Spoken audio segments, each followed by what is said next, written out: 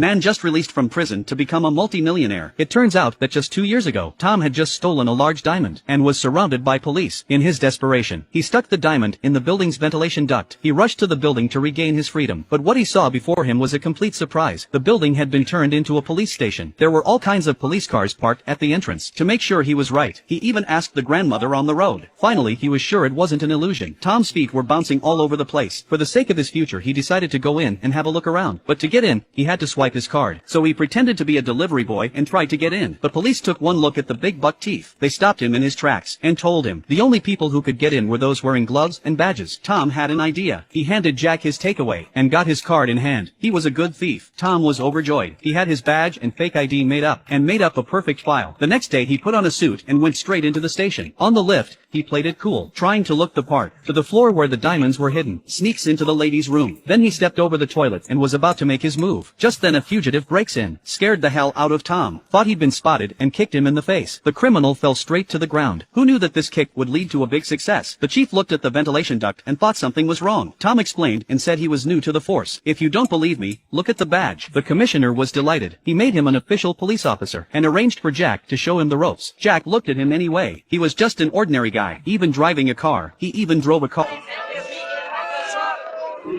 1. Tom was just trying to relax when the police came to work. This robber was robbing a supermarket. Tom used his gun to control the robber, but the robber turns around and realizes it's his best friend. Just then Jack arrives. Tom told him to escape through the back door, but the robber had no choice. He went straight to a dead end. He hid behind a rubbish bin and fought back. The police were about to set up a sniper shooter. Tom panicked. But his best friend's life would be lost. He hesitated and took off his clothes. He tried to convince his friend to surrender with his bare hands, but he said he didn't want to be arrested because he needed money. Tom had no choice but to promise to pay him back. The good friend immediately heard the deal. Tom went up to him and knocked him down with a fake punch. The others were dumbfounded by this. From then on, Tom became famous. He came back to the police station and got a commendation from the chief. One day they came to investigate a theft. The owner of the garage had had his wheels stolen, but Tom's observation and his own experience, the owner was calling out the thief. And just as Tom had predicted, they found the wheels hidden by the owner in a car. They found the owner's hidden wheels in a car. The case was easily solved. The next day he snuck into the air vent when no one was around. But what he didn't expect was, by now the diamonds were nowhere to be found. All that was left was duct tape. Tom was completely desperate. He thought that someone had taken the diamonds, but then he found out